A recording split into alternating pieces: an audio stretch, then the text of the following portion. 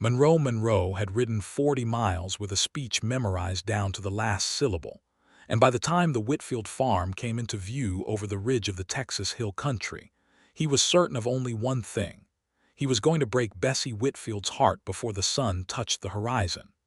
The year was 1878, and the land between San Antonio and the rough cattle country to the north wore the August heat like a brand.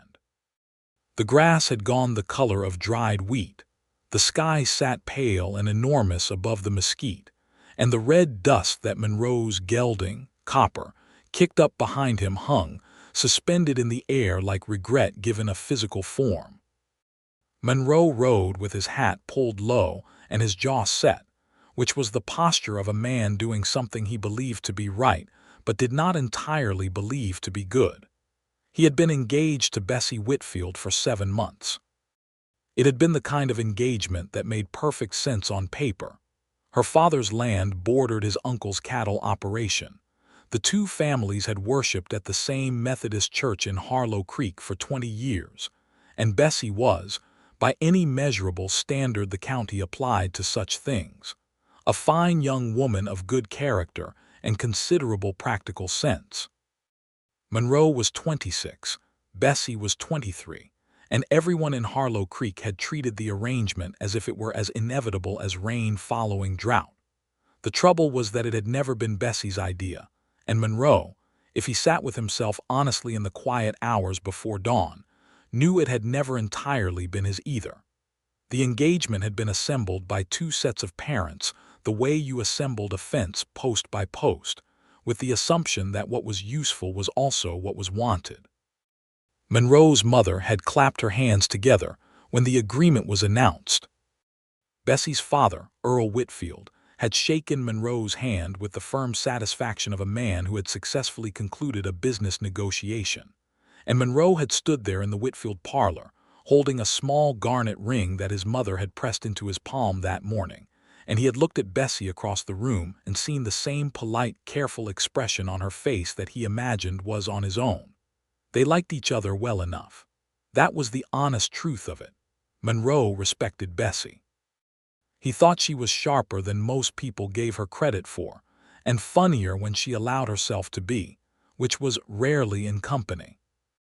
But liking a person was not the same as the kind of feeling that ought to carry 2 people through 50 years of hard seasons, drought years, sick livestock, dead crops, and the 1,000 small sorrows that the frontier pressed upon a family without apology.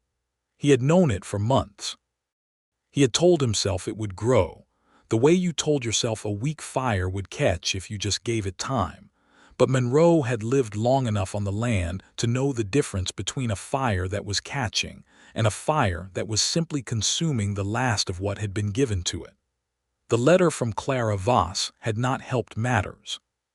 Clara was a schoolteacher in Austin, whom Monroe had met at a cattle market 2 years before the engagement, and she had written him 3 letters over the winter, each one warmer and more direct than the last, and Monroe had written back because something about those letters felt like breathing fresh air after a room gone stale. He had not been unfaithful. He had not done anything that a judge or a preacher could point to. But he had felt something while reading Clara's letters that he had never once felt holding Bessie's hand, and that feeling had finally become impossible to ignore. He had made his decision 4 days ago, sitting on the porch of his small ranch house outside Harlow Creek in the blue evening, listening to the coyotes call from the ridge. He had written the speech in his head that same night, and he had been rehearsing it ever since, turning the words over like smooth stones, testing their weight, their fairness, their capacity to do the necessary damage without doing unnecessary cruelty. He would tell Bessie that it was his fault entirely. He would tell her that he was not the right man for her, and that she deserved better than a man who could not offer his whole heart. He would return the ring.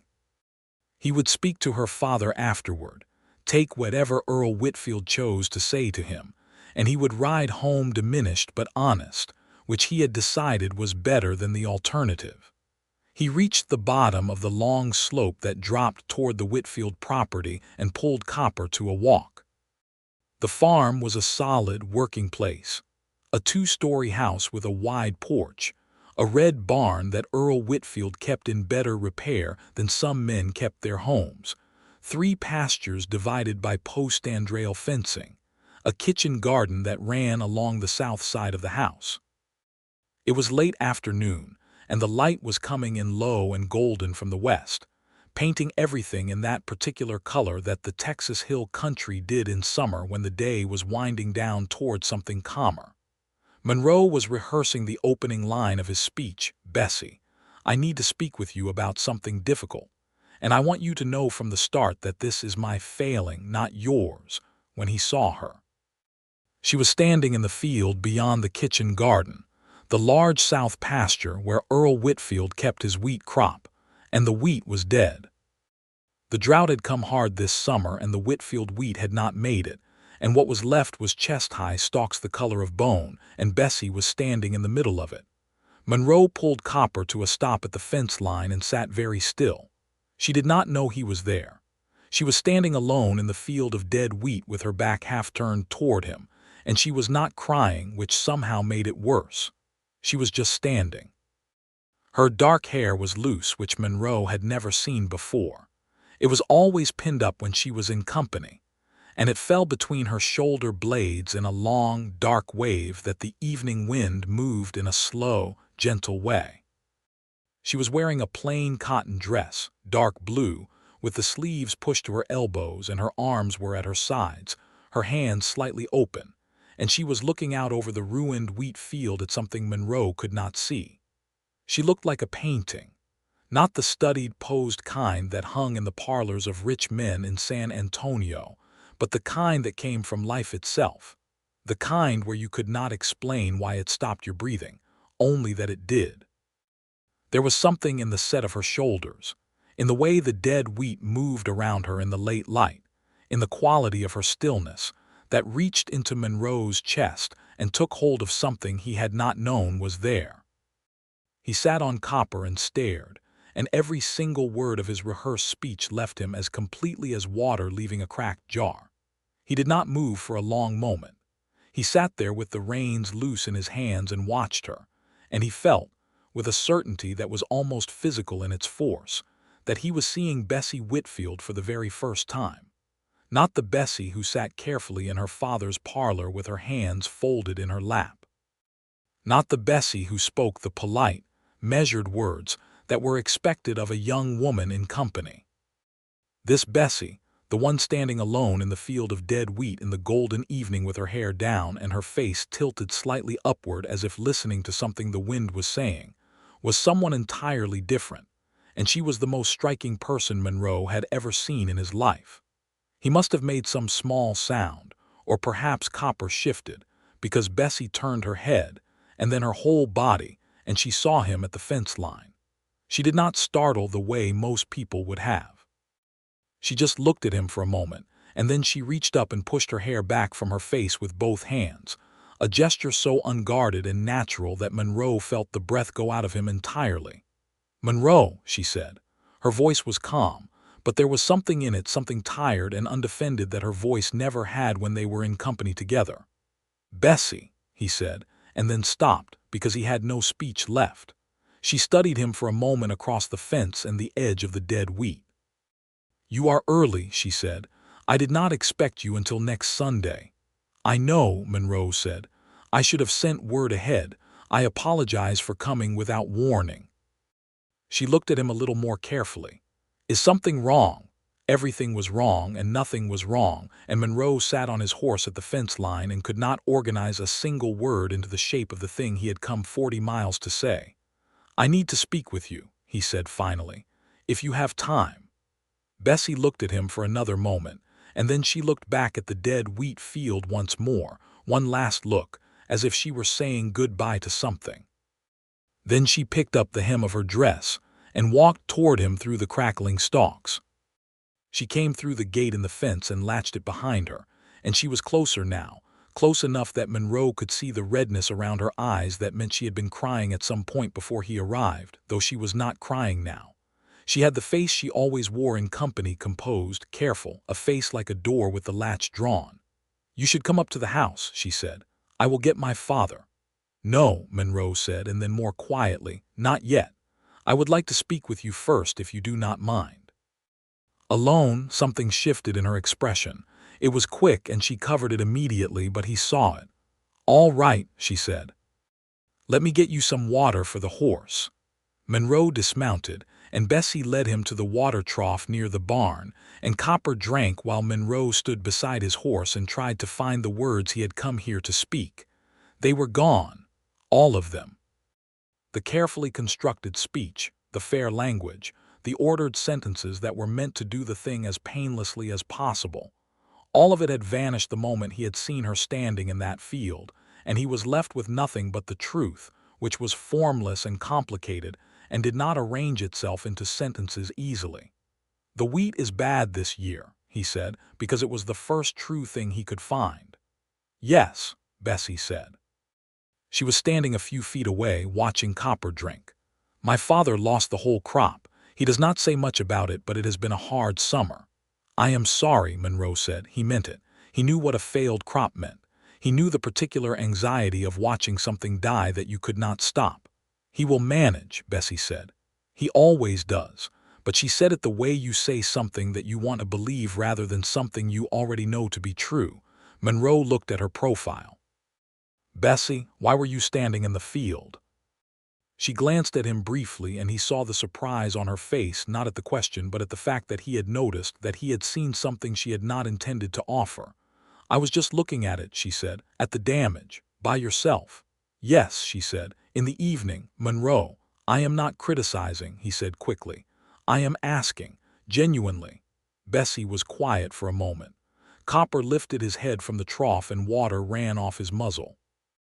The evening light was getting lower and warmer, and somewhere over the hill to the north, a mockingbird was going through its entire catalog of borrowed songs.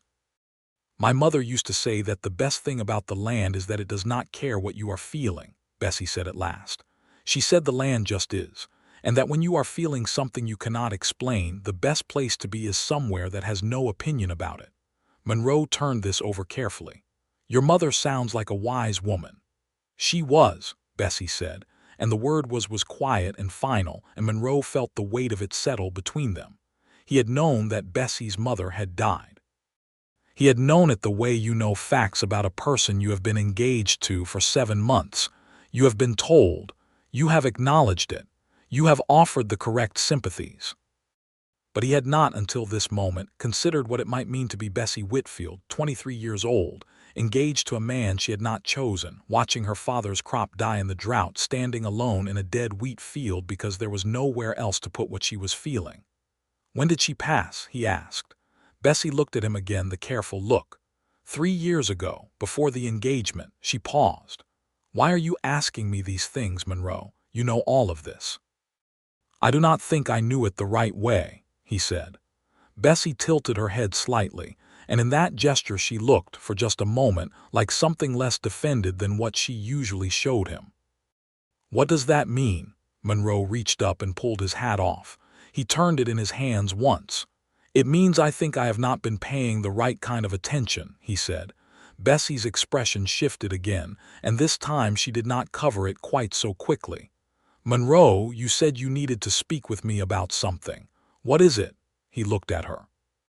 The evening light was in her hair and on her face, and she was looking at him with those dark eyes that were steady and serious, and something else now, something he had not seen in them before, some fragile, waiting quality that made his chest ache. He had come here to break the engagement. He had come 40 miles on a good horse with a memorized speech to end something that had never properly begun.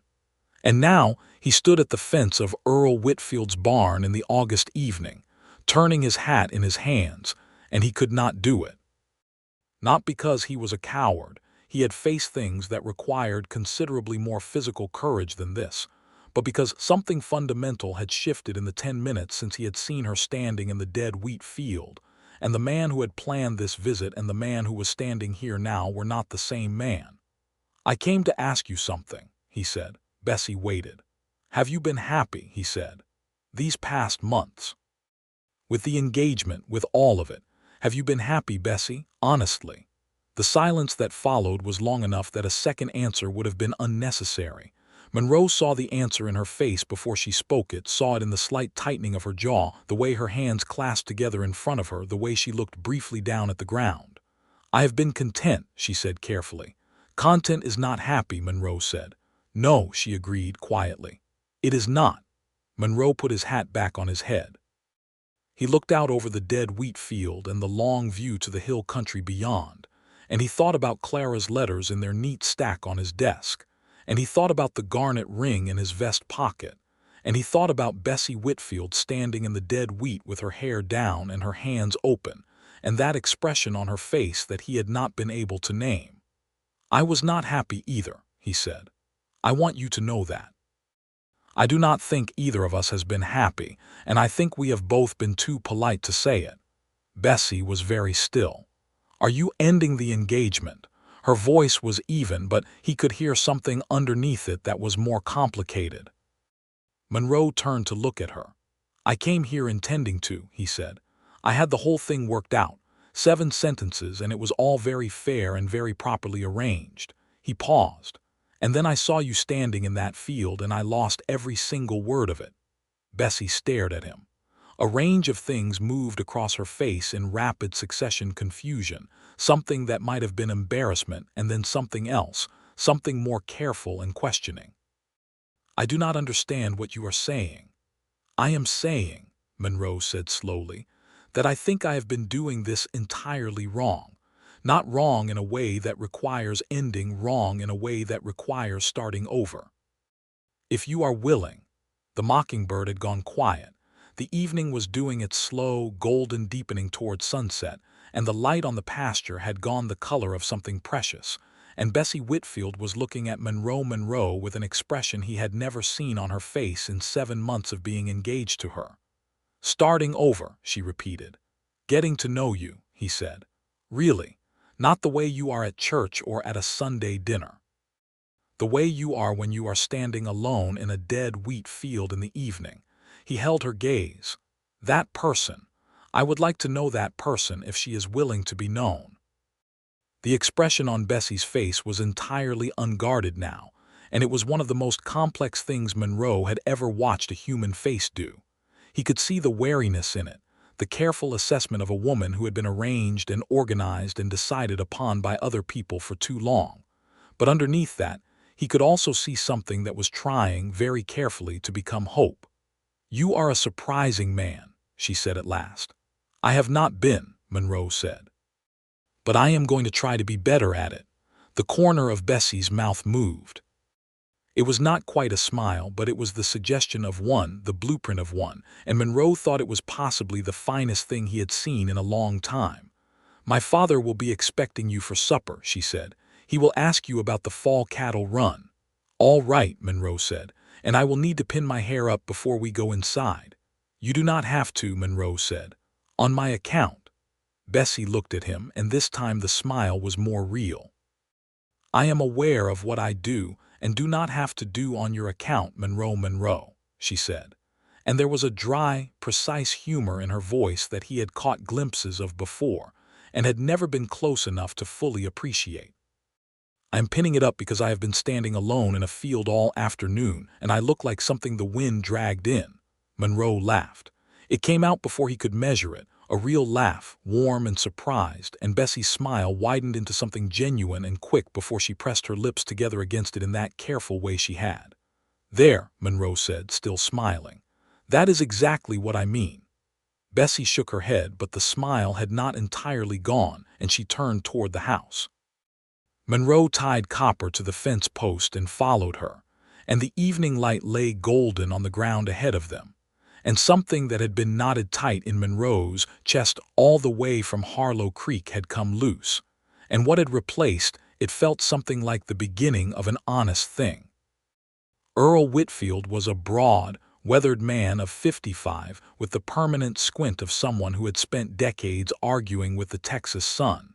And he met Monroe at the door with the satisfied expression of a man whose business arrangements were proceeding as expected. He shook Monroe's hand firmly and ushered him inside, and began immediately to discuss the fall cattle prices and the state of the road between Harlow Creek and San Antonio.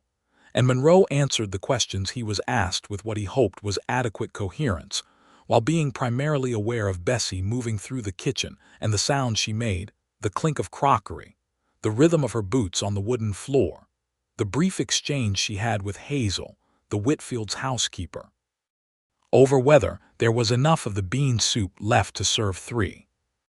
They ate at the long kitchen table because the dining room was formal, and Bessie had said, with a directness that Monroe was beginning to recognize as characteristic, that they might as well eat in the kitchen since it was only the three of them, and the soup was hot. Earl Whitfield had looked briefly at his daughter with the mild surprise of a man who had not expected to be overruled in his own house, and then he had sat down in the kitchen without further comment. The soup was good, the kind of plain, honest cooking that tasted like work and care in equal measure, and Monroe ate it, and listened to Earl talk about the drought and the cattle market and the new sheriff in Harlow Creek, a man named Gibbs, who Earl did not entirely trust because he had arrived from somewhere in Missouri and had the manner of a man who thought he knew things he did not yet know. Bessie said very little at supper. She served the soup and the bread and the coffee afterward, and she sat at the end of the table and ate with a composed, attentive quiet that Monroe had previously misread as indifference, but was now reconsidering as something else entirely. He noticed, as the meal went on, that she was paying close attention to everything, that her eyes moved between him and her father in a way that was measuring and thoughtful. She was listening to what was said and what was not said, and she was filing it away, and that sharp, private intelligence behind her composed face was something Monroe found he could not stop noticing.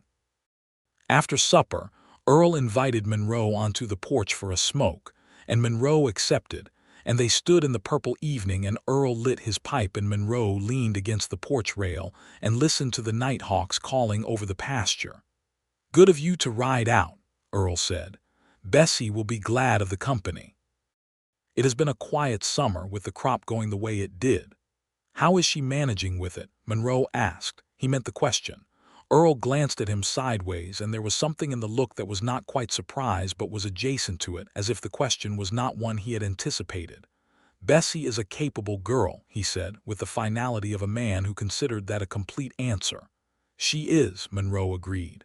"I meant the harder parts, the worry, how she is managing with that." Earl smoked his pipe and looked out at the dark pasture and said nothing for a long moment. "She does not complain," he said at last. "Never has. Takes after her mother in that." Monroe looked out at the pasture too. "I think she probably carries a good deal more than she shows," he said carefully. Earl looked at him again. This time the look was more direct. He was a shrewd man under the blunt exterior. Monroe knew he had gotten good land and kept it in a country that swallowed land and men both. He was studying Monroe now the way he might study a horse he was not entirely sure about. "You having second thoughts?" he asked. Monroe considered the question. "Not the kind you mean," he said. Earl smoked and waited. "I am having thoughts about whether I have been approaching this the right way," Monroe said. "Whether I have been paying the right kind of attention." Earl was quiet for a long time. The night sounds came up around them: crickets, the distant call of a screech owl, the soft movement of the horses in the pasture. Then he said, "Bessie's mother told me something the year before she died." He paused. "She said I had spent 25 years looking at her without ever fully seeing her. She was not angry about it, she just said it like a fact." Another pause. "I thought about it for a long time after." Monroe said nothing. He just listened. "Bessie is more like her mother than I have always given her credit for," Earl said. He tapped his pipe on the porch rail and looked at Monroe with an expression that was difficult to read in the dark, but felt like something between a warning and a permission. "See her right," he said simply. Then he went inside. Monroe stood on the porch alone for a few minutes after that, listening to the night and the horses and the owl, and he felt the conversation settle into him the way the cold settled into ground at the end of summer. Quietly, thoroughly, changing things at a level below what you could see. He left an hour later, and when he said good night to Bessie at the door, she stood in the lamplight of the hall and looked at him with those steady dark eyes, and he thought about asking if he might call on her again the following week, and then he thought that was too careful and too managed, so instead he said, "I am going to come back on Thursday if that is all right with you." Bessie raised her eyebrows very slightly. "Thursday is not a Sunday." "No," Monroe agreed. "It is not." The small smile again. "All right," she said, "Thursday." He rode home under a sky full of stars with copper moving at an easy pace, and he was 40 miles from his house, and the August night was thick with heat and cricket song. And Monroe Monroe was thinking about a woman standing in a dead wheat field with her hair down and her hands open. And the speech he had rehearsed was gone so completely, it was as if it had never existed.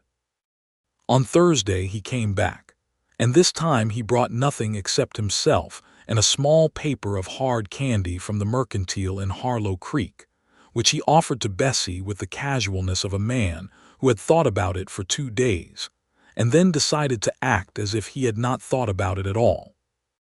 Bessie took the candy with an expression that suggested she was aware of the performance and was amused by it, and she offered him a piece of it back before putting the rest in the pocket of her apron, and that was more or less how the afternoon went, the two of them sitting on the wide porch in the late summer heat, feeling their way toward something new and uncertain, using words the way you use a lantern in unfamiliar country, carefully, with attention to what was just beyond the edge of the light.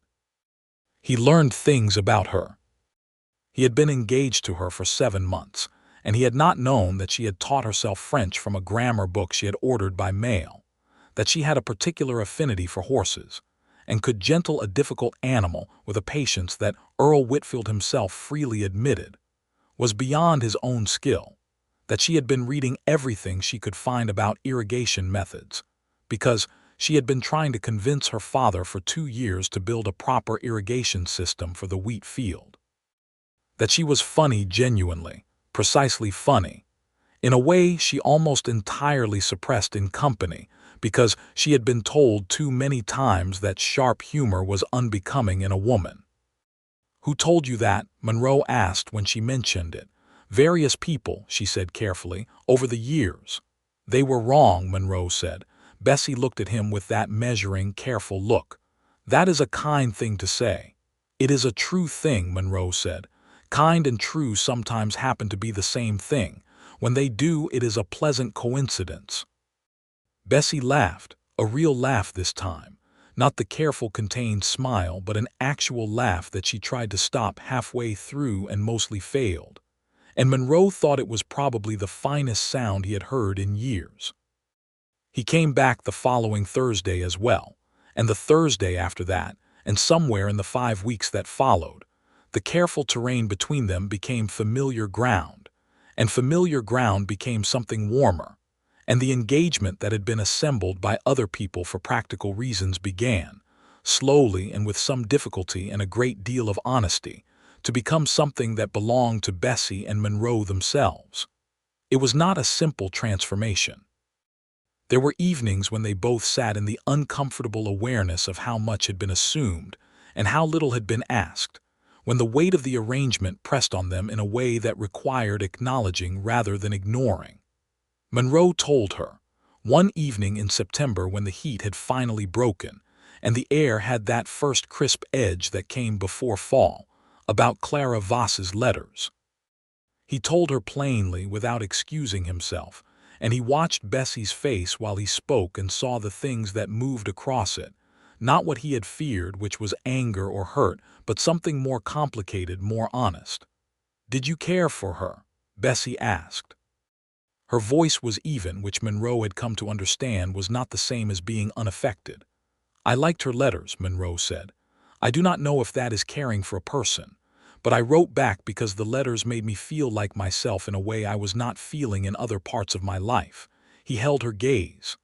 "I am telling you this because I think you deserve to know it, not because I am still thinking of her. I am not. I wrote and ended the correspondence in July." Bessie was quiet for a moment. "Why?" she asked. Monroe looked at her steadily. "Because of the field," he said. Bessie seemed to understand what he meant. She did not say anything right away. She looked out at the pasture, where the fall grass had come in thin but green after the September rains, and she was quiet with the thoughtful quality she had. That was one of the things Monroe had come to value most about her. She did not perform her feelings. She was honest with them in a slow, unhurried way that Monroe found he trusted completely. "I should tell you something as well," she said at last. "All right," Monroe said. "I agreed to this engagement because my father asked me to and because I had no strong objection to you," she said. She said it simply, without cruelty, in the way she said most things, plainly, because plain truth was more respectful than softened truth. "I want you to know that. I agreed to it because it seemed sensible, and I thought sensible was the best I could expect." A pause. "I was not unhappy before you started coming on Thursdays, but I was not this."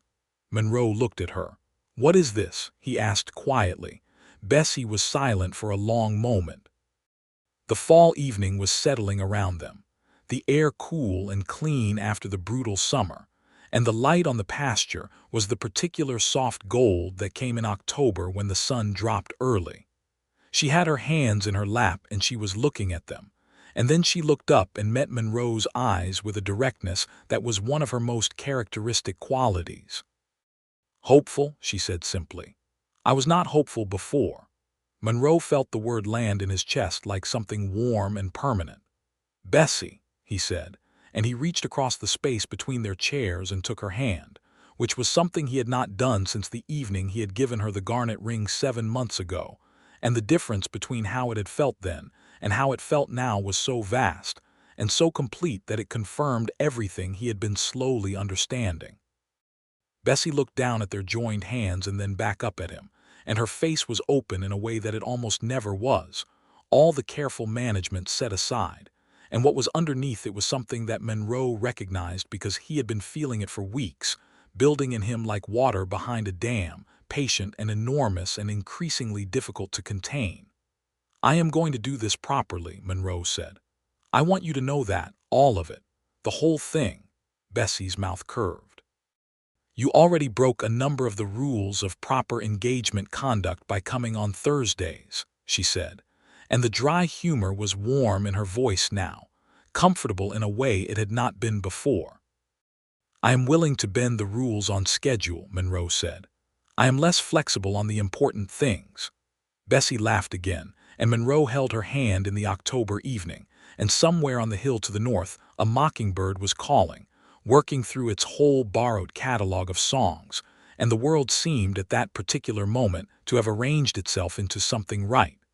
The trouble with Earl Whitfield was not that he was a bad man.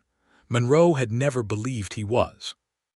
Earl was a hard-working, land-bound, practical man who had spent 30 years building something in difficult country, and had the hardness of a man who had survived the building. He had loved his wife and lost her. He had raised Bessie as best he knew how, which was to say with firm expectations and very little discussion of feelings, which had produced in Bessie a woman of considerable inner life and almost no habit of expressing it. And Monroe was beginning to understand that the work of knowing Bessie properly was the work of learning to recognize what she was feeling from the things she did not say. The trouble with Earl was that his investment in the engagement was primarily practical. The Whitfield land abutted Monroe's uncle's cattle operation, and there had been, from the beginning, an unspoken understanding that the engagement would eventually lead to arrangements that made both properties easier to manage. Monroe's uncle, Harlan Monroe, was a widower of 60 with no children and a fondness for bourbon and card games, and he had made it clear on multiple occasions that Monroe was the most likely person to inherit his operation, which would make Monroe the owner of a significant stretch of cattle land that ran alongside the Whitfield property. Earl Whitfield had seen this as a sensible convergence of interests. Monroe liked his uncle well enough, and he was honest enough with himself to know that the eventual inheritance was not something he was indifferent to. The land was good, the cattle operation was well run, and it would give him the stability to build something real. But he was also honest enough to know that this was no basis for a marriage, and that whatever he and Bessie were building between them now, it needed to belong to them and not to the land arrangements behind it. He spoke to Earl Whitfield in October, on a clear, cold Saturday when the last of the summer heat had fully released the country, and the live oaks were doing their small, stubborn show of color against the hills. He asked Earl if he could speak plainly, and Earl said he generally preferred it, and Monroe told him, as directly as he was able, that he wanted to change the nature of the engagement, not to end it, but to renegotiate its terms. He wanted it to be an agreement between himself and Bessie, arrived at by the two of them, not an arrangement between families for the purpose of land. He told Earl that he intended to marry Bessie because he wanted to marry Bessie, not because the properties were adjacent, and that he would expect the same from her. Earl Whitfield listened to all of this with the expression of a man working through something complicated. When Monroe finished, he was quiet for a moment, and then he said, "She already told me something similar, in August." He paused. Different words, same meaning. Monroe blinked. "She did." "About a week after you rode out that first Sunday," Earl said. He was looking at the pasture, not at Monroe. "She said she wanted to make it clear that if the engagement continued, it would be because she chose it and not because I had arranged it." He paused. "I was not pleased at the time." Monroe waited. "I was wrong," Earl said simply. "She was right." He looked at Monroe then, straight and direct. "She is usually right about the important things, even when I don't want to admit it." He reached out and shook Monroe's hand with the firm, concluding grip of a man who was closing one kind of chapter and opening another. "Marry my daughter because you love her," he said. "That is the only arrangement I am interested in. The rest of it will take care of itself." Monroe rode home that afternoon feeling lighter than he had felt in months, which was the feeling of a thing being done honestly, and he was halfway between the Whitfield farm and Harlow Creek, in the rolling open country where the cedar and mesquite thinned out into grassland, when he admitted to himself with complete certainty that he was in love with Bessie Whitfield. It was not a dramatic admission. It arrived the way genuine things often do, not with thunder but with the quiet, definitive quality of something that has been true for a while and is only now being fully acknowledged. He was in love with the way she stood in a dead wheat field. He was in love with her dry, precise humor and the way she tried to contain it and failed. He was in love with the steady quality of her attention, the careful way she listened, the intelligence that ran underneath her composed exterior like a river underneath flat country, invisible from a distance, enormous when you got close enough to see. He was in love with her stubbornness about the irrigation system and her patience with difficult horses, and the way she said his name when she was about to disagree with something he had said. He was in love with the woman who had told her father, in August, that if the engagement continued it would be on her terms. He rode the rest of the way to Harlow Creek with his face into the October wind, and he was grinning, which was not an expression that sat naturally on Monroe Monroe's face, and he did not particularly care who saw it. He told her on the following Thursday. They were walking the south pasture fence line, which Monroe had offered to help repair. 3 posts had been pushed over by the drought-weakened ground, and Earl had been meaning to get to them for 2 weeks and had not. Monroe had borrowed post-hole diggers from the barn, and they had spent the morning doing the work together, and he had noted with satisfaction that Bessie knew exactly how to set a fence post, the right tamping angle, the right soil pressure, and had not once suggested that this was not work she ought to be doing. They had not talked much while they worked, which was comfortable in a way that silence between two people only becomes when it has earned itself. They stopped for water in the middle of the afternoon, sitting on the fallen rail of the old section of fence at the far end of the pasture, and Monroe was looking out at the restored view of the hill country grass coming back after the fall rains, the hills going blue in the distance, the enormous Texas sky doing what it always did, which was to make everything beneath it feel simultaneously small and very much alive, and he said, without looking at her, "I love you, Bessie." The silence that followed was 8 full seconds. Monroe counted them. "You are certain of that?" Bessie said. Her voice was careful, but underneath the careful there was something that was trying very hard not to be something else. Monroe looked at her then. She was looking at him with that measuring, steady look, but her hands in her lap were pressed tightly together, and he could see the color in her face that was not from the wind. "I am certain," he said. "I have been for a while. I wanted to be sure I was saying it from a true place and not from excitement, so I waited." Bessie was quiet for a moment. The wind moved through the grass around them. "That is a very Monroe Monroe thing to do," she said, and the humor in her voice was doing something more difficult now, something that was fighting with another feeling entirely. "Is it a bad thing?" he asked. "No," she said, and her voice was quieter. "No, it is not." She looked at her hands for a moment, and then she looked up at him, and her face was entirely open, all the management gone, and he saw in it what he recognized because he had been learning to read it for 3 months, the deep, honest truth of what Bessie Whitfield felt when she let herself feel it. "I love you too," she said. "I have been afraid to say it because I did not want to be certain too quickly. I did not want it to be the practical arrangement speaking, the one that was always there before we were." She met his eyes directly. "But I am certain. It is mine and not anyone else's, and I am certain." Monroe reached up and touched her face with one hand, and Bessie held very still for a moment, and then she leaned into his hand like someone who had been cold for a long time and was finally close enough to warmth to feel it, and Monroe moved forward and kissed her. There in the October pasture with the fence posts newly set, and the hill country rolling blue and golden around them, and it was a simple, careful kiss, but it was the truest thing he had experienced in a very long time.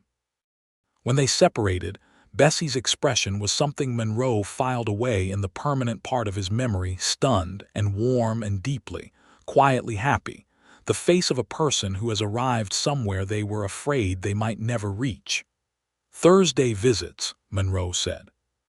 "Thursday visits," Bessie agreed, and there was a laugh in her voice now, warm and unrestrained, and she stood up and offered him her hand to help him back to his feet, which he did not need and took anyway, and they walked back toward the house with the afternoon light broad and golden on the hill country, and Monroe Monroe was, in the most complete sense of the word, content. Not the careful, managed kind of content that Bessie had described when he asked if she had been happy. The real kind. The kind that was warm and full and did not require managing at all. November came in cold and quick, the way it did in the Texas hill country when the season finally committed itself, and Monroe began to think seriously about the question of the ring. The garnet ring that Bessie wore on her left hand, the one he had given her in her father's parlor in January, in the stiff atmosphere of an arranged engagement, seemed, to Monroe's eye, to belong to the wrong story. It was a fine ring. His mother had chosen it with care. But it had been part of the arrangement, part of the thing that had been assembled by other people, and Monroe wanted Bessie to have something that was entirely separate from that, chosen by him for her specifically. He had very little money for jewelry. A young rancher in 1878 Texas, who was in the process of building up a modest cattle operation on a piece of leased land outside Harlow Creek, did not have funds for San Antonio jewelers, and Monroe was honest enough with himself to know it. But he had been putting money aside for 2 years against the time when he would need to do something important with it, and he went into San Antonio on a cold Wednesday in November and spent 3 hours with a jeweler named Ramirez on Commerce Street, a small man with the careful hands of a craftsman, who listened to what Monroe described and made several suggestions, and ultimately showed him a ring with a band of yellow gold and a deep blue topaz that caught the light in a way that made Monroe think immediately of Bessie's eyes in the late afternoon, dark and bright and full of something that went a long way down. He paid more than he had intended to. He did not regret it for a moment. He asked her on the Thursday before Thanksgiving, on the porch of the Whitfield house in the cold November evening, the stars beginning to come out over the hill country in their patient thousands. He had rehearsed nothing this time. He had decided that if there was anything that the entire arc of the past months had taught him, it was that the rehearsed version of himself was not the version he wanted to offer Bessie, and that the true version, which was less polished but more honest, was the only version worth the offering. He got down on one knee, which made Bessie go very still, and he held the ring up and looked at her and said, "I am asking you this time." Not arranging, not managing, not presenting something that was assembled by other people. "I am asking you, Bessie Whitfield, because I love you and I want to spend my life with you, and because you are the most remarkable person I have ever known, and I would be the luckiest man in Harlow Creek and possibly in the state of Texas if you would marry me." Bessie looked at the ring and then at Monroe, and her face went through several things in rapid succession, none of which she managed to contain, and then she said, "Yes, yes, Monroe, I will marry you." He put the ring on her finger and stood, and she looked at it for a long moment in the faint porch light, the blue topaz catching the lamplight from the window, and then she looked up at him and said, "It is the most beautiful thing I have ever worn." Monroe kissed her again, less carefully this time, and Bessie put her hands on his face and kissed him back with an intensity that confirmed, if confirmation were needed, that the woman he had finally been paying the right kind of attention to had been very patiently waiting for the right man to see her. From inside the house, they heard Earl Whitfield clear his throat loudly and unnecessarily, and Bessie pulled back from Monroe and pressed her forehead briefly against his chin, and laughed the real laugh, uncontained and warm, and Monroe held her in the cold November evening, and felt something in him settle into place with the permanent, rightful quality of something that had found where it was supposed to be. They were married on a Saturday in March of 1879, when the Texas Hill Country was doing its best annual performance, the bluebonnets coming up along the roadsides, the live oaks putting out fresh green, the air carrying that particular quality of early spring that smelled like possibility and wet earth and new things beginning. The ceremony was held at the Harlow Creek Methodist Church, which was a small white building with a leaning steeple that had been leaning in the same direction for 20 years and gave no indication of changing its mind. Half of Harlow Creek came. The other half sent their regards through the half that did. Monroe's Uncle Harlan sat in the front pew and wept in the unguarded, slightly bourbon-assisted way of old men at weddings, and was completely unashamed of it. Earl Whitfield stood at the front of the church with Bessie on his arm, and wore the expression of a man who was doing something he knew to be right, which was different from his usual expression of a man who was doing something useful, and the distinction was visible to anyone looking carefully. Bessie wore a dress that Hazel, the housekeeper, had helped her make over the previous 3 months, ivory cotton with small pearl buttons down the back, and a collar of pale lace, and she carried a bundle of wildflowers that she had cut from the field that morning before anyone was awake. She was not a woman who performed occasions. She was not a woman who performed anything. She walked down the aisle of the small church with the composed, deliberate quality that was entirely her own, and when she reached Monroe at the front and looked at him, the expression on her face was not the careful, managed face she wore in company, but the open, direct face that was the real one, the one she had learned to show him. And Monroe looked at her, and thought that he had been 40 miles into the worst day of his life, and had arrived, by complete accident and the grace of a dead wheat field, at the best one. The preacher, a young man named Tolliver who was new to the county and spoke too quickly but meant well, led them through the vows, and Monroe said his with a steadiness that he felt all the way to his foundation, and Bessie said hers in the clear, even voice that she used when she was saying something she meant completely. And then Monroe kissed his wife in the Harlow Creek Methodist Church, while Harlan wept into his handkerchief, and Earl Whitfield shook hands with everyone within reach, with the vigor of a man who had arrived at a good outcome. The celebration afterward was at the Whitfield farm, which was logical since it was the larger property.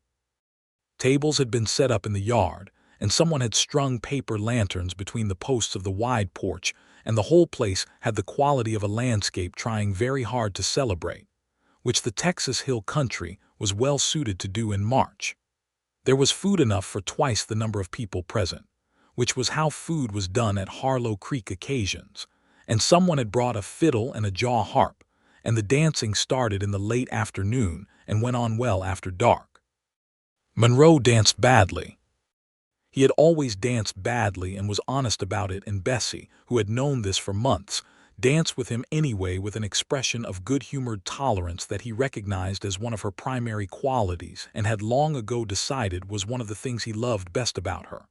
"You are stepping on my foot," she said during the second dance.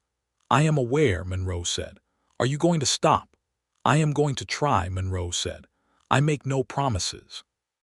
Bessie laughed and turned under his arm and came back into the dance, and Monroe stepped on her foot 2 more times and apologized sincerely each time, and Bessie bore it with the patience of a woman who had chosen her situation with full information and was satisfied with her choice. Late in the evening, when most of the guests had drifted homeward and the lanterns were burning low, and the fiddle player had gone quiet, Monroe and Bessie sat together on the porch steps of the Whitfield farm of her father's farm, which was not yet their farm, though it would become so, and looked out at the night. The stars were enormous over the hill country, and the air was cold and clean, and carried the faint sweetness of the early bluebonnets in the pasture, and Bessie was leaning against Monroe's shoulder with a contentment that Monroe could feel in the quality of her stillness. "I need to tell you something," Bessie said. Monroe turned his head to look at her. "All right. I was going to end it," she said. "The engagement. I had decided, a week before you rode out in August." She was looking at the stars, not at him, but her voice was even and honest. "I had gone to my father twice and he had not wanted to hear it, and I had decided I was going to go to you directly and tell you that I could not do it, that it was not fair to either of us." Monroe was quiet for a moment. "What stopped you?" "I was going to write you a letter," Bessie said. "And then the drought killed the wheat crop, and my father, he had put everything on that crop this year, Monroe. He had borrowed against it. When it failed, he needed things to be steady. He needed everything else to be reliable and predictable, and I was not brave enough to take something else from him at that moment." She paused.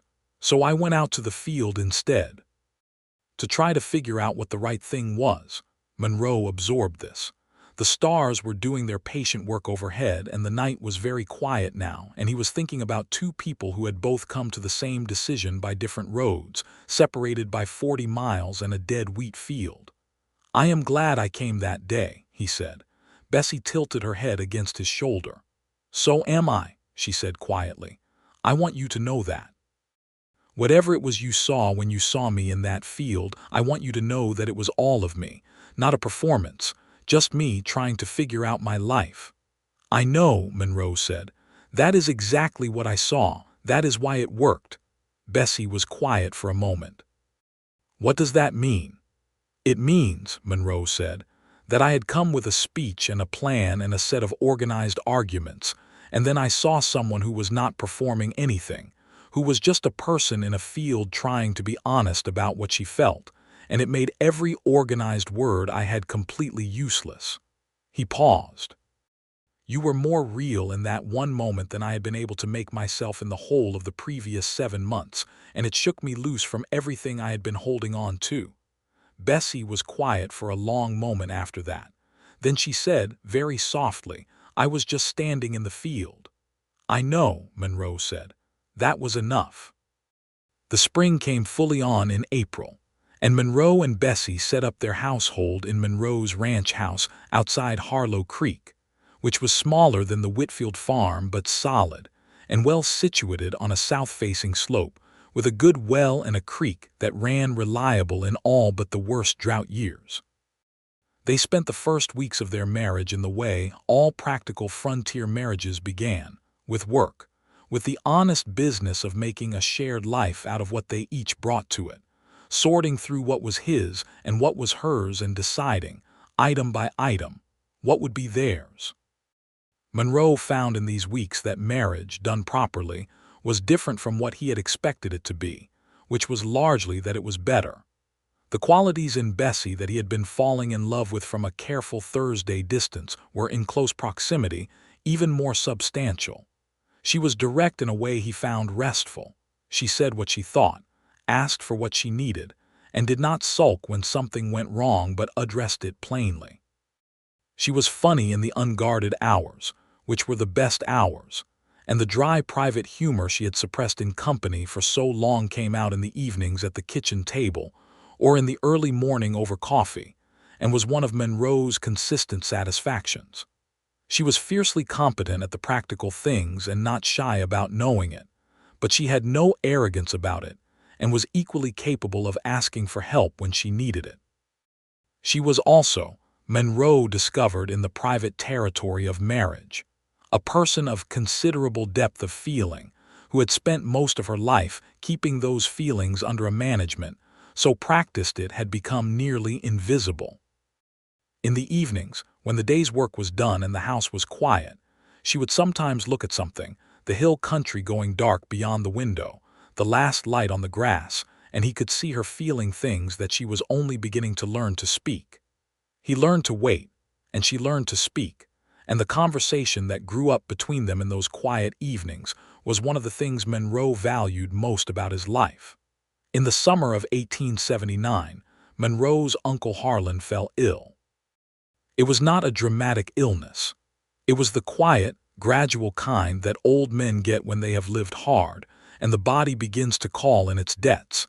And Monroe spent several weeks riding between his own ranch and Harlan's operation, managing both properties and sitting with his uncle in the evenings when the old man was well enough to talk. Harlan Monroe was not a man who made things sentimental, but he told Monroe during one of those evenings, with the directness that age had given him, that he was glad Monroe had not married for land. "I did," Harlan said, from his chair by the window. "Your aunt was a fine woman, but we married for the joining of two properties, and the marriage knew it." Something in it always knew. He looked out the window at his land for a long moment. "You got it right, boy. Do not waste it." Harlan Monroe died in September of 1879, peacefully, on a cool evening when the sunset was doing something particularly fine over the hill country, which Bessie said seemed like the right kind of evening for a man who had loved land the way Harlan had. He left his operation to Monroe in a will that was direct and uncomplicated, and Monroe inherited 3,000 acres of hill country cattle land, and the responsibility that came with it. This changed things practically in ways that needed managing. The combined land now represented a significant holding for the region, and Monroe spent the fall of 1879 working through the details of combining the two operations with the care and patience the situation required.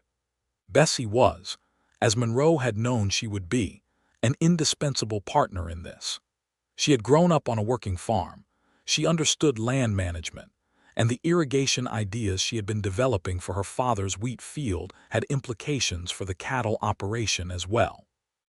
Monroe listened to her ideas with the respect they deserved, which was different from how they had been received by Earl Whitfield, who had taken 2 years to come around to the same conclusions. The first year of the irrigation work was difficult and expensive and partially unsuccessful, which Monroe had expected. The second year worked better.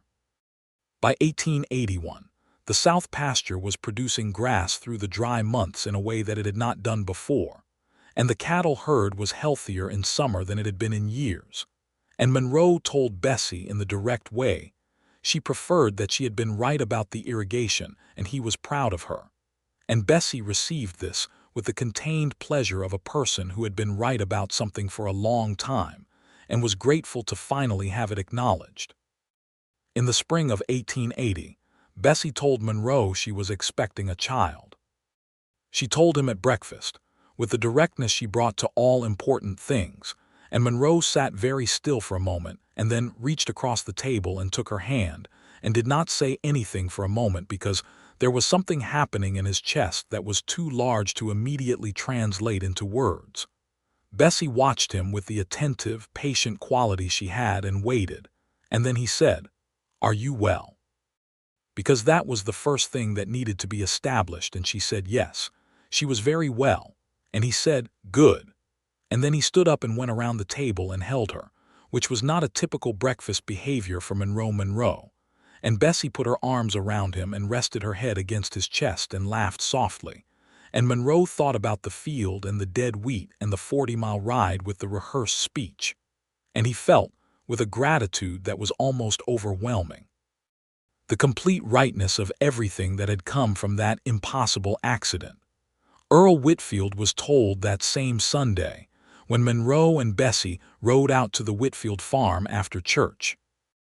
Earl received the news with an expression that Monroe had not previously seen on his face, something open and wide and unguarded, something that reminded Monroe, very suddenly, of Bessie's face in the dead wheat field on that August evening. It lasted only a moment before the broad, practical man came back, but Monroe saw it, and it told him something about Earl Whitfield that he had not known before, which was that underneath the blunt, land-bound practicality, there was a man who felt things deeply and had never fully learned to show them, and that Bessie had come by her composure honestly. Earl pulled Bessie into a hug that lasted longer than his usual hugs, and then he shook Monroe's hand with both of his, and then he said, "Her mother would have been very pleased," which was the most personal thing Earl Whitfield had said in Monroe's presence in 3 years of knowing him, and the three of them stood together in the kitchen of the Whitfield farm in the November light and felt the weight of the thing together. Their son was born in November of 1880 in the ranch house outside Harlow Creek, delivered by the local physician, Dr.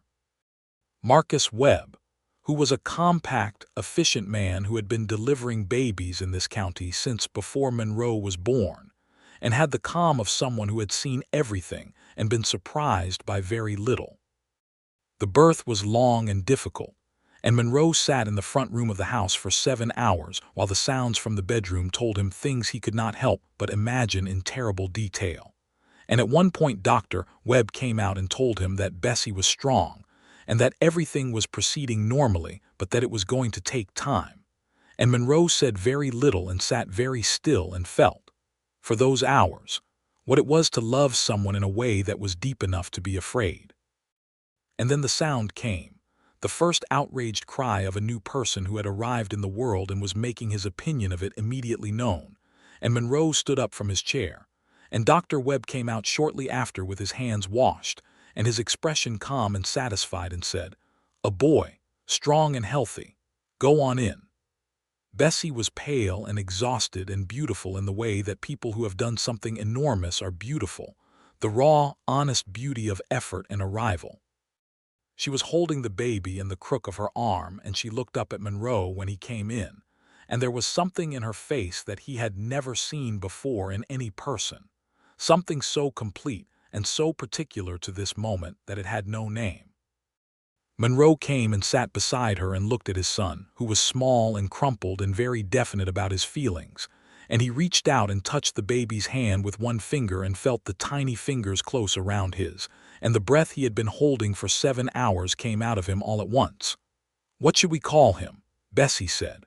Her voice was tired but warm. Monroe had been thinking about this for months. "I thought Henry," he said. "For your mother." Bessie's mother had been named Harriet, but Monroe had thought the echo of the H was a way of honoring her without the burden of the full name. Bessie looked at him for a long moment with the direct, steady look that always meant she was feeling something that went deep. "Henry," she said, and the name settled between them with a rightness that needed no further discussion. Henry Monroe grew up in the hill country of Texas, with the particular advantages of children who are much wanted and well attended. He was a serious, observant boy from the earliest age, which was Bessie in him, and he was also given to unexpected enthusiasms and a broad, unself-conscious laugh, which was Monroe. He toddled after his mother through the kitchen garden and his father through the pastures, and he learned the land with the instinctive comprehension of a child who has been raised on it. Earl Whitfield was, as a grandfather, a revelation. The broad, contained, practical man who had raised Bessie with firm expectations and very little discussion of feelings turned out to have reserves of gentleness that the presence of a grandchild unlocked in ways that nothing else had. He would sit for an hour on the porch of the ranch house with Henry in his lap, telling the boy things in a voice so quiet that Monroe could not hear them from across the yard, and Henry would listen with the complete attention of a child who knows he is being given something valuable. Bessie watched this with an expression that Monroe had learned to read as complicated happiness, the kind that arrived alongside something that had been missed. "He was always capable of that," she said once, quietly, watching her father with Henry on the porch. "He just did not know when I was small that I needed it." Monroe put his arm around her and said nothing, and she leaned into him, and that was enough.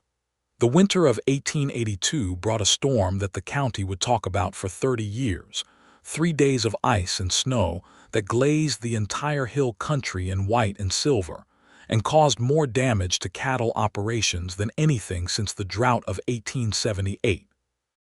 Monroe and his 2 ranch hands, a steady man named Torres who had worked cattle from the nooses to the brazos, and a younger man named Paxton who was good with horses and learning everything else, spent 3 days in the brutal cold moving cattle, breaking ice on the water troughs, checking fences, and doing the 1,000 pieces of work that an ice storm demanded of anyone who kept animals in its path. Bessie managed the house, the food, the constant fire, and she also managed, because she was Bessie, the accounting of losses and the planning for recovery. When Monroe came in on the evening of the 3rd day, half-frozen and exhausted past thought, she had hot soup waiting, a dry change of clothes laid by the fire, and a clear summary of the situation ready for when he was warm enough to think again. Monroe sat at the kitchen table with the soup and looked at her across the lamplight and felt the full weight of what it meant to have chosen well, which was not only the feeling of warmth in the cold, though it was certainly that, but the deeper feeling of being known and taken care of by someone who was as capable and steady as the land itself. "Torres says we lost 11 head on the north pasture," he said, when he could speak properly. "No, he told me this morning. We can manage it," Bessie said. She set down her coffee cup. "The irrigation held, which means the south pasture comes back faster in spring. The herd overall is in better shape than it would have been before the work we did. 11 head is not good, but it is survivable." "It is survivable," Monroe agreed. Bessie looked at him with a small, dry smile. "You married a practical woman," she said. "I married you," Monroe said, "and you are many things beyond practical." "That is the most romantic thing you have said to me since Sunday," Bessie said, and the humor was warm and familiar in her voice, and Monroe laughed the real laugh, and Bessie's smile widened into the unguarded one, and Henry woke briefly from his sleep in the next room and made a brief protest and then went quiet again, and the lamplight was warm on the kitchen walls, and outside the ice was beginning to melt. In the spring of 1883, Bessie told Monroe she was expecting again. She told him the same way she had told him about Henry at breakfast, directly, with the clear eyes and the composed expression that contained something warm underneath it. Monroe said, "Are you well?" And she said yes, very well, and he stood up and went around the table, and Bessie said, "Monroe, your coffee," and he said, "The coffee can wait." And this time Bessie laughed before he even got there, and Henry, who was 2 years old and eating biscuit at the other end of the table, looked up from his biscuit and announced, "More biscuit," with the absolute priority of toddlerhood, and Bessie said, "In a moment, my love." And Monroe held his wife, and his son reached for the biscuit tin, and the morning light came through the kitchen window onto the 3 of them, and it was, in every important sense, a perfect moment. Their second child, a daughter, arrived in October of 1883. They named her Clara, which Monroe offered without expectation, and Bessie accepted without hesitation, because the name that had once represented a moment of honest self-examination had long since been emptied of any complicated history, and now meant only what names were supposed to mean: a sound attached to a particular and beloved person. Clara Monroe was, from the beginning, a different creature than her brother, bright and loud, and given to opinions on everything, with Bessie's dark eyes and Monroe's square jaw and a determination entirely her own. Henry, at 3 years old, regarded his sister with the cautious seriousness of someone who was not entirely sure what to make of a situation, but was prepared to make the best of it. Within a month, he had appointed himself her protector, which was touching and largely unnecessary, and within a year they were inseparable in the way of siblings who have found in each other an adequate companion for whatever the day demands. By 1885, the Monroe Ranch outside Harlow Creek was one of the more successful operations in the county. The cattle were good, the land was well managed, and the irrigation system that Bessie had designed and Monroe had built had become something of a local curiosity. Other ranchers came to look at it, and Monroe explained it to anyone who asked, and Bessie provided the explanation when Monroe was not at home, which he had observed did not happen when he was present. Because the county's habit of speaking to the man of the household remained intact regardless of who had actually designed the relevant system. He had spoken to her about this once with some heat, and Bessie had looked at him with a complexity of expression that he had learned to read as amusement combined with something more tired. "The world is the world, Monroe," she said. "I am not going to change all of it today." "It is wrong," Monroe said. "Yes," Bessie agreed. "It is wrong. And I notice that you are the one saying so, and I appreciate it. And the men who come here and ask you about my irrigation system will probably not change their habits because of it, but the fact that you say so matters to me." She looked at him directly. "The world changes slowly. Knowing that does not mean we stop pushing it." Monroe looked at her. "You have been pushing it this whole time," he said. "Quietly," Bessie said, "and then not so quietly when I had a husband who listened." The small smile. That part made a difference. Monroe sat with that for a moment, and then he said, "You are going to be the one explaining the irrigation to anyone who comes here from now on, regardless of whether I am present." Bessie raised her eyebrows slightly. "That may cause some comment." "Good," Monroe said. "Let it cause comment." Bessie's smile was warm and full and completely uncontained, and Monroe thought, for the 100th or possibly the 1000th time, about a woman standing in a dead wheat field in the August evening, and the grace of having accidentally seen her properly. Earl Whitfield moved onto the Monroe Ranch in the spring of 1886. His health had been declining since the previous winter, a cough that would not leave, a tiredness in his step that was new. And after 2 conversations that Bessie initiated and Earl resisted, and then, eventually, accepted, he came with his few boxes and his pipe and his particular collection of land-related opinions, and settled into the room at the east end of the house that Monroe had added to the building the previous fall for exactly this purpose. He was not, it turned out, as difficult to live with as Monroe had anticipated. He was blunt and opinionated, which Monroe had known, but he had also, since the conversation on the porch about Bessie's mother, been a man in the process of becoming more open with the people he loved, and the children helped.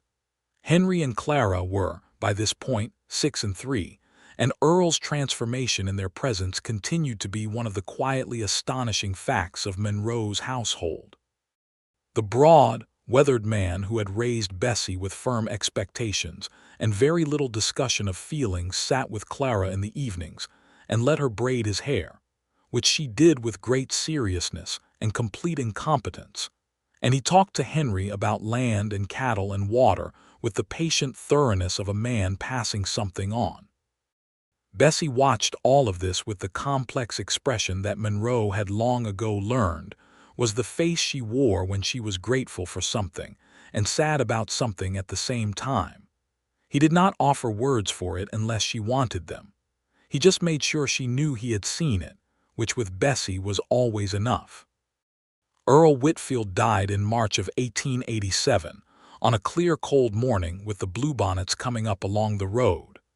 He went quietly, in his sleep, in the east room of the Monroe ranch, and Bessie was holding his hand at the end, because she had known for 3 days that the end was near, and had not left his side except when Monroe came to relieve her.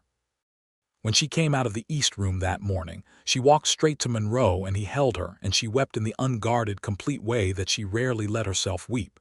And he held her for a long time in the front room while the children slept. And outside, the early spring light was doing what it always did over the hill country, arriving slow and golden and patient, indifferent to grief, promising nevertheless that the season was still turning. He knew, Bessie said, eventually. At the end. I want you to know that. He knew he was seen. You made sure of that. Monroe stroked her hair. You made sure of that, he said. I just paid attention. Bessie was quiet for a moment. We are good at that together, she said, paying attention. Yes, Monroe said, we are.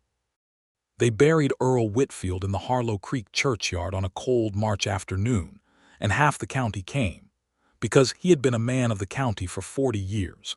And Monroe stood at Bessie's side and held her hand, and Henry stood at Bessie's other side with the serious, contained quality that was so entirely his mother. And Clara pressed her face against Bessie's hip, and held very still in the way of small children who know something enormous has happened. And the March wind came off the hill country, and moved through the cedars in the churchyard, with a sound that was almost like a voice. The summer of 1887 was a good one. The rains came at the right times, and the cattle were fat, and the south pasture was green through July. And Monroe came home one evening in August, the same August month that had sent him riding 40 miles with a rehearsed speech 9 years before, and found Bessie in the south pasture. She was not standing still this time. She was walking through the living grass with Clara on her hip and Henry beside her. And the 3 of them were moving through the evening light together, and Bessie was saying something to Henry that made him laugh and reach up and take her hand, and the whole scene was lit by the particular golden light that the Texas hill country produced in late August evenings, the light that Monroe had learned to recognize as the light of his life. He pulled Copper to a stop at the fence line, and he sat very still, and he looked. He had done this before, stood at this fence line, and looked at this woman in this field. But the field was green now, and she was not alone, and he had been with her for 9 years, and there was no word left in him that was rehearsed, nothing managed, nothing organized. There was only this, a woman he loved in a green field in the evening light with their children beside her, and the enormous and constant truth of what it had cost and what it had given. Bessie looked up and saw him at the fence line, and her face did the thing it had learned to do over 9 years, opened completely, nothing managed, everything present. She raised her hand. He raised his. Henry looked over and shouted something that was probably Papa, but got partly eaten by the wind, and Clara turned her head and held out both arms in the imperial gesture of 2-year-olds who expect to be carried. And Monroe swung down from Copper and came through the gate and walked toward them through the green evening grass. And Bessie came toward him, and they met in the middle of the field. And she put her free hand in his, and he bent and kissed her. And Henry crashed into his legs at considerable speed, and Monroe staggered slightly and caught him.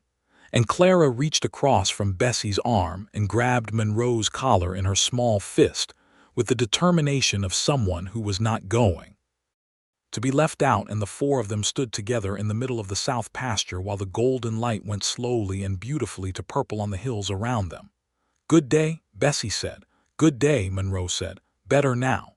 Bessie tilted her head against his shoulder just for a moment in the way she had.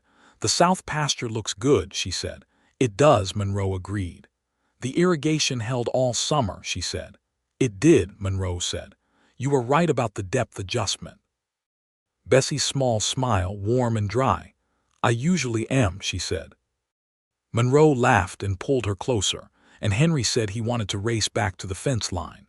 And Clara said she also wanted to race despite being unable to walk at the required speed. And Bessie handed Clara to Monroe and let Henry drag her into the race. And Monroe carried his daughter through the green August pasture and watched his wife let his son win the race to the fence line. And the Texas sky was doing its whole enormous performance overhead. And the hill country was warm and green and full of cricket's song. And Monroe Monroe stood in the field where 9 years ago he had seen a woman standing alone in dead wheat and forgotten every word he had ever rehearsed. And he thought, with the full and grateful weight of everything that had followed, that there was no better thing that had ever happened to him in his life. They walked back to the ranch house together in the falling dark, Henry running ahead and Clara riding on Monroe's shoulders with her hands tangled in his hair, and Bessie walking beside him with her shoulder against his and the blue topaz ring catching the last of the light, and the house was lit ahead of them warm and yellow against the evening. And inside it, there was supper to make and children to settle, and all the ordinary work of a shared life in a beautiful and difficult country. And Monroe looked at it coming. All of it, the work and the beauty and the difficulty and the warmth, and felt it arrive like something that had always been meant for him, from the moment a woman he had not yet properly seen had stood alone in a field and let him at last look.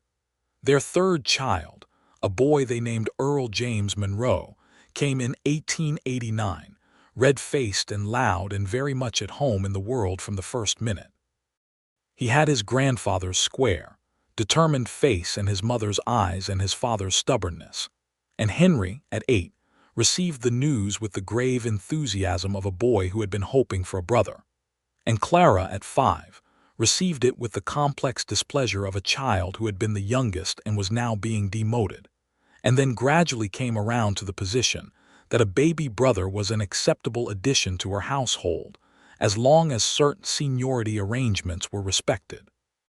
Bessie recovered well from the third birth, better than the first two, and Monroe told Dr. Marcus Webb, who had now delivered all 3 Monroe children and showed no signs of retiring, that his wife was remarkable, and Webb said, "Most of them are, when you pay proper attention," in the dry voice of a man who had watched too many men in waiting rooms to be particularly charitable about them.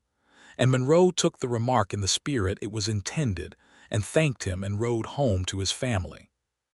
The ranch grew, and the children grew, and the hill country went through its seasons with the patience and variety and occasional violence that made it what it was. And Monroe and Bessie grew together in the particular way of people who have chosen each other with honesty, and maintained that honesty across years of ordinary and difficult things. They disagreed because honest people disagree, and they argued sometimes, because people who feel things deeply argue, and they repaired things, because people who love each other repair things, and the life they made was not perfect but it was true, and truth in a life is worth more than perfection in a story. There was a night in the fall of 1891 when Monroe was sitting on the porch alone, looking at the stars over the hill country, and he was thinking about nothing in particular, which was a rare thing for a man with a cattle operation and 3 children, and Bessie came out and sat beside him with her coffee, and the night was cool and clear, and the coyotes were calling from the ridge, and they sat in comfortable silence for a long while. Then Bessie said, "Do you ever think about the speech you had prepared?" Monroe turned to look at her. "Occasionally," he said. "Why?" Bessie was looking at the stars. "I think about how close it came," she said, "to going entirely differently." Monroe nodded.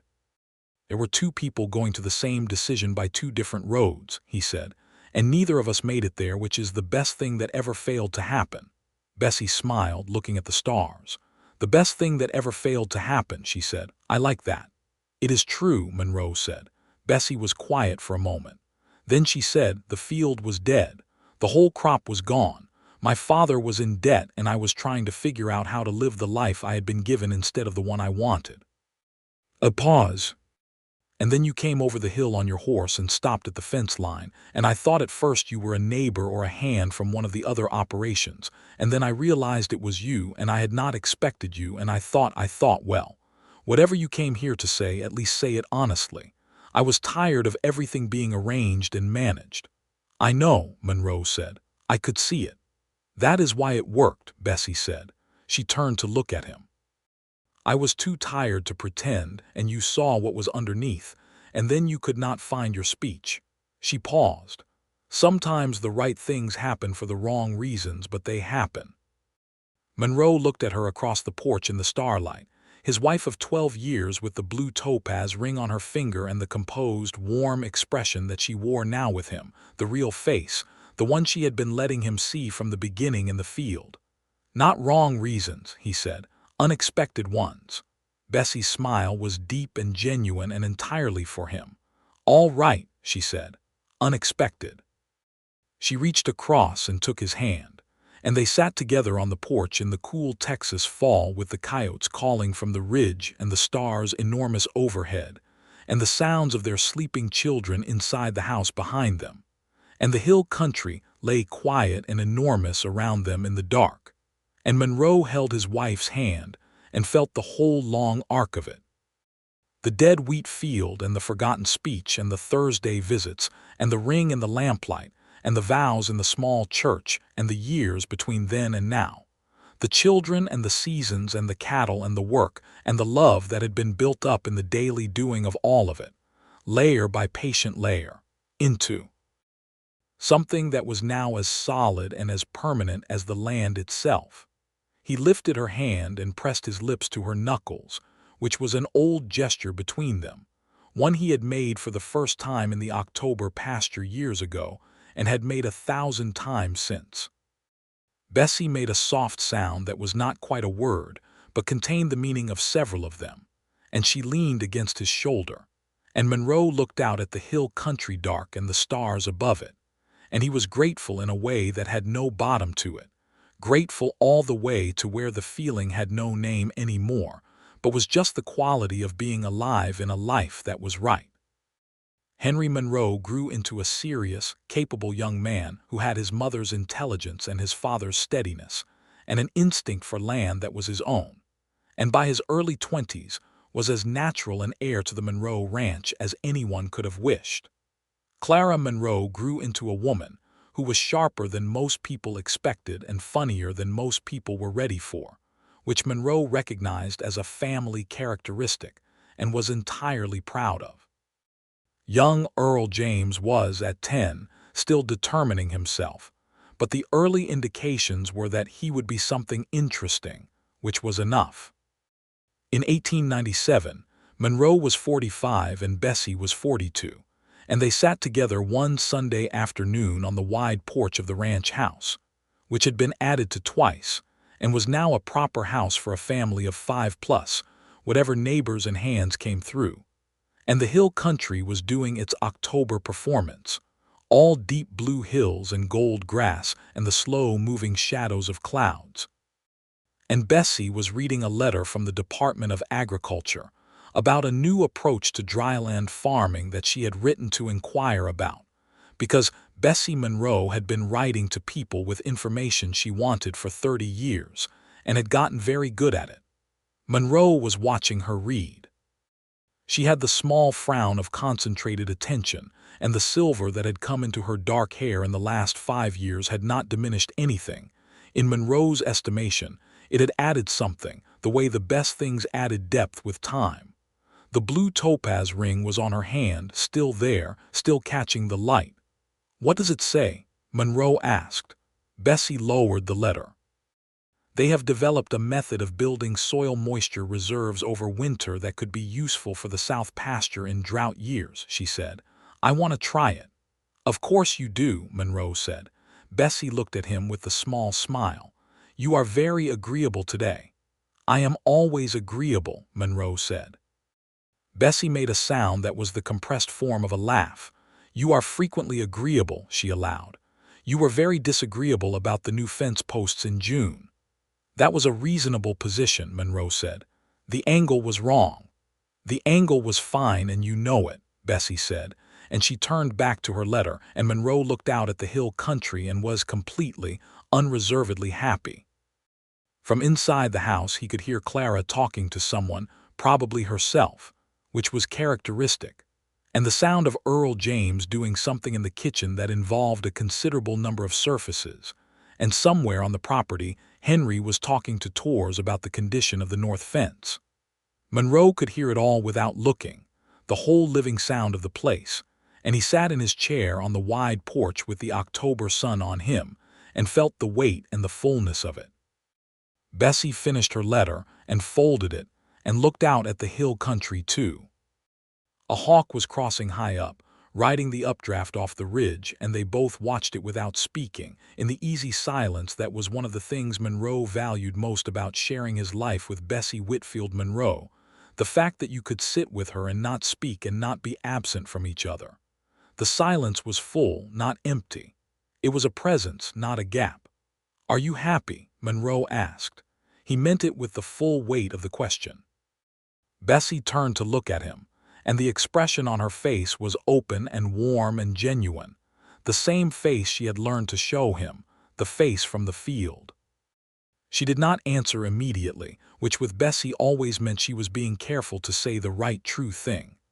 "I am," she said, "completely." She held his eyes. "Are you?" Monroe looked at her, the whole of her 42 years old in the October light, dark hair gone silver at the temples, blue topaz ring, the letter about dryland farming in her lap, the hawk behind her crossing the enormous Texas sky. He looked at her, and he thought about the speech he had never given, the 40-mile ride he had made to end something, and the dead wheat field that had ended a different thing entirely. And he thought about everything between that August afternoon and this October, the Thursday visits and the honest words, and the ring in the lamplight and the children, and the seasons and the long, hard, warm, true work of a life built together. "Bessie," he said, "I have been happy since August of 1878, and I expect to continue indefinitely." Bessie Monroe looked at her husband for a moment, and then she made the sound that was the compressed form of the laugh, and then it became the real laugh, uncontained and warm, the one she had been letting him hear for 19 years, and Monroe laughed with her. And the hawk crossed the ridge, and the clouds moved their slow shadows over the hill country, and the bluebonnets would come again in spring, and the children were inside being noisy, and the irrigation held, and the cattle were fat on the south pasture, and the Texas sky was enormous and patient, and entirely indifferent to the happiness of two people on a porch below it. Which, as Bessie's mother had said, was one of the best things about the land. It did not care what you were feeling. It just was. And when you were feeling something you could not explain, the best place to be was somewhere that had no opinion about it. Monroe Monroe had come to that field to end something. He had seen Bessie Whitfield standing in the dead wheat, and he had forgotten every word he had rehearsed, and the thing he had come to end had not ended, it had instead truly begun. He was still sitting with her on that porch in 1897, and he expected to be sitting with her on that same porch in 1907 and 1917, and however many years the land and the body allowed, and when those years were done there would be Henry and Clara and young Earl to carry forward what had been built, and that was enough. That was more than enough. That was everything. The hawk was gone over the ridge now, out of sight, off into whatever it was hawks went to. The shadows of the clouds moved slowly over the gold October grass. Bessie had gone back to her letter. Monroe was looking at the hills. It was an ordinary afternoon. It was a perfect afternoon. There was no difference.